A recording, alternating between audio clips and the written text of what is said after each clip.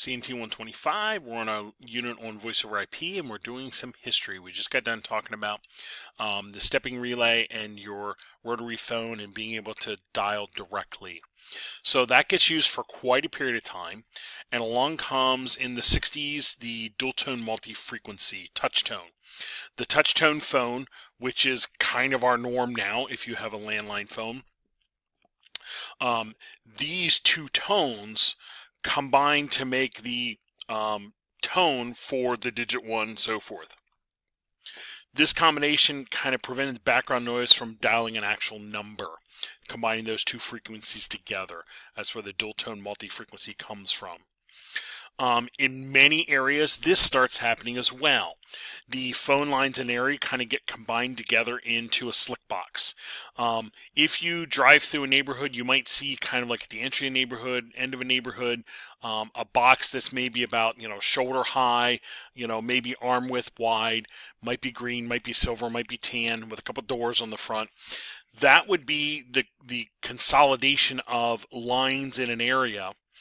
Now, today it could be actual phone, could be cable, could be Fios kind of thing, but in regular phone days, all your phone lines would come to a box like so, and from that box back to the CO would be a T carrier, T1 line type of thing. The T1 line would be able to combine together 24 houses here and simultaneously bring that data back to the CO. So reducing those the copper wires significantly from a neighborhood back to the CO. This became very normal for most places, and some of that structure is still there, where you have cable from here into a box like this and it gets combined to go back to CO or your provider. Businesses have in those days this kind of thing going on, where you had multiple phone lines in a company connecting to the CO. Well, it didn't take long for companies to be like, hey, we have 100 phones at $25 a line per month. That's $2,500 in phone fees per month. What companies started doing, again, this was 60s time frame. They're like, you know what? We're going to put our own phone switch in, PBX, private branch exchange, basically a private phone switch. Like, we're going to put our own phone switch in here, and we're just going to get a T1 line, which handles 24 simultaneous calls, if you will, and all the phones in our company will connect to that phone switch. And now we might pay $500 a month for that T1 line, so you're saving roughly $2,000 a month. It won't take long to pay for this private phone switch, and we now have the benefit of I can pick my phone up and dial my one of my coworkers' office number, 504, and get their phone line directly. This became a norm for companies for a long time. They get their own phone switch, have all the phones connect to it. All internal calling is, basically free. It's just getting routed through the phone switch. When I want to connect outside, I hit a digit like 9, and it seizes a hold of one of these 24 phone lines out here that I can make an outside call. Again, that was the norm for a long time. Companies in the 60s and 70s would do this, and they held on to these switches for 20 and 30 years. So easily paid for them. Well, you were dealing with things like Lucent, Nortel, ROM, NEC, GTE, Intercom, Fujitsu, Hitachi, Mattel. These were all companies that produced these phone switches, and then the phones that would connect to that. Again, private phone switch, PBX, that got used in many companies and many facilities.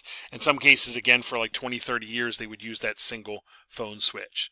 So we zoom ahead to the 90s, and we start getting this thing called the internet. And I'm using little air quotes here. We get this thing called the internet. So, roughly 90s for companies, they start connecting out to the internet, and they still have this phone system. So it doesn't take long for companies to look at both and go, hey, we have redundant things here, or we have two connections. What are we using them for? And it didn't take long for them to be like, hey, is there a way we can take our phone traffic and run it across the data network? And I can get rid of this cost and just maybe increase the bandwidth here and have this cost. Yeah, and that's where your IP phone starts to come into play. So before we just had computers and we just had phones. Now they're like, can we combine them together?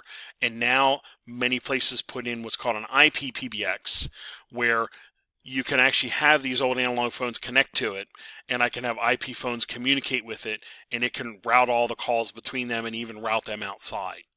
So we start getting things like so in the works. Cisco systems, 3CX, Asterisk systems, etc., to handle these phone calls. And as long as you could get a box like this, you could get some analog cards to snap in to be able to handle all the analog phones and even analog phone lines, and you could get digital cards to snap in that would connect out to a TS1 line or E1 line if you're in Europe. And this could interconnect your analog to your digital systems and actually have these analog phones communicate with the new IP phones. That was your IP PBX. That's kind of got the ball rolling. So a couple terms we want to make sure we recognize. PSTN, your public switch telephone network, they mentioned that back in chapter 2, I think, in your 120 book, chapter 2. Your public switch telephone network, that was your traditional analog phone system that we've been talking about for this history so far. It was a circuit switch network. In other words, when I picked up the phone, it actually built me a path to the destination and kept that path for my phone call. Our modern networks, Ethernet networks and so forth, IP phone, are a packet switch network. The data is broken into packets. We put addressing on and they get routed through the network. And as long as we have a pretty high bandwidth connection, those packets will get there and there'll be very little delay. That is your modern data network, your modern IP phone network. With your packet switching, I have an advantage of it's not wasting bandwidth. I'm not holding open a connection that I might not actually be using. I lay the phone down and walk away and come back and pick it up. I'm not wasting that bandwidth. Again, my Ethernet networks are packet switched. Okay. So they start introducing terms like unified communications, where I can do a lot of things across this network. Send and receive phone calls, faxes, emails, instant messaging, video conferencing, all of those things can be done. So they start using the term unified communications. When we talk carrying phone traffic across a TCP/IP network, we call it IP phone. IP telephony, voice over IP, IP telephony or voice over IP. And this is taking my voice, packetizing it and running across a packet switch network like Ethernet, if you will. And pretty much any data network connection will carry voice over IP signals because it's just packetized data. And again, as long as I have a decent bandwidth, those packets aren't getting delayed, so they will get there and be assembled and we can understand the phone call. So it can run across just about anything. The reasons I would implement voice over IP, well, again, companies did this 20 years ago, maybe as early as 25 years ago. Lower voice call cost, you have extra features, we have all of that into one network. We have the data and voice network all together in one, so I don't have these two separate networks. So a lot of centralizing, and that was kind of the big reason. Those are the big reasons that people migrated to voice over IP. So I'm going to pause there, and when we come back, the next one, I'll start going through some of these applications, different utilities, and different pieces of equipment and so forth for voice over IP.